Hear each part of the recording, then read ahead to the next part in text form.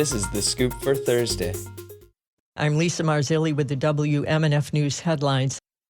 The U.S. Environmental Protection Agency is facing backlash from environmental groups after a December decision allowing Mosaic to use phosphogypsum in a road project in Polk County. WMNF's Chris Young reports that one group is now suing the EPA. Phosphogypsum is the byproduct of processing phosphate. It contains a radioactive material that the EPA says can cause cancer. The approval from the EPA allows Mosaic Fertilizer to embark on a pilot road project at its facility in New Wales. Now, the Center for Biological Diversity has filed a lawsuit. Reagan Whitlock is the center's staff attorney. This is a brazen attempt to coddle the phosphogypsum industry instead of protecting human health and safety in the environment. Due to its public health threats, since 1989, the EPA has required that phosphogypsum be stored in stacks.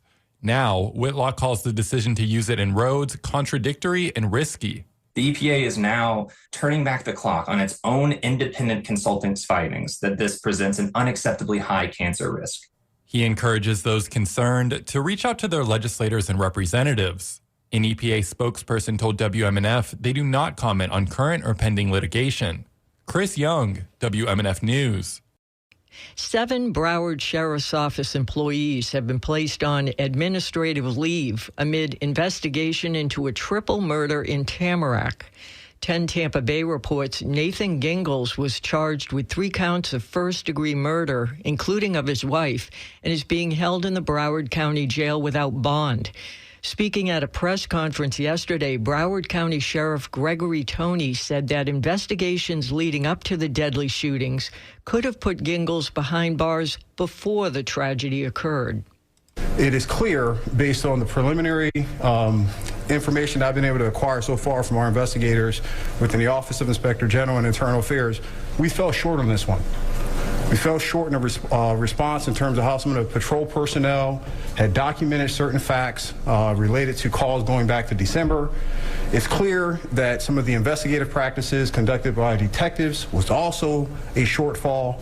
And so as we're continuing to gather more facts on this, I'm going to end up back in front of this camera. Make no mistake about it. Because I want to make sure this community continues to trust us and know that when we get this stuff wrong, people are going to be held accountable, and I'm going to step up and own every bit of it. Toney described the December case as very robust in terms of threat spectrum due to the amount of times Mary Gingles expressed fear that Nathan Gingles was going to kill her.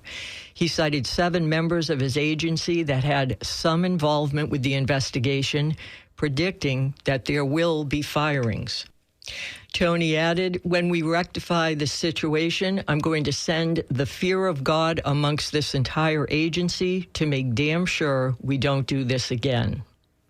Funding recommendations for Florida state colleges and higher education institutions are being considered in the Senate.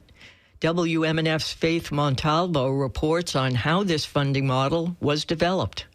The Senate Appropriations Committee for Higher Education will decide how much funding to put in every state college.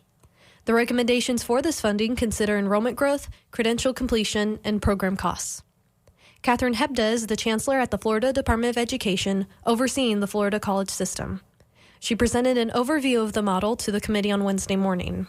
Hebda says it will ensure that Florida colleges stay accessible to students with a GED or high school diploma and will help them complete their programs. The presidents thought it was really important that they are held accountable for not just having open access, which is making sure that every Floridian has access to post-secondary education, but they actually finish something. She says the size of the colleges also impacts the funding they should receive. Faith Montalvo, WMNF News. The Homeless Leadership Alliance has announced that cold weather shelters in Pinellas County will be open tonight. Shelters are activated when the National Weather Service expects the feels-like temperature to hit 40 degrees or below across the county between 6 p.m. and 6 a.m. The Pinellas Suncoast Transit Authority will provide free bus rides to and from the shelters from 5 p.m. today through 7 a.m. Friday. Riders must tell the drivers they are going to a cold night shelter when boarding to ride fare-free. It's going to be partly sunny and breezy with highs in the mid-60s today, turning much colder overnight with temperatures falling to the low 40s. Sunny and breezy on Friday with highs again in the mid-60s. I'm Lisa Marzilli with the WMNF News headlines. This is The Scoop, recorded at WMNF Tampa.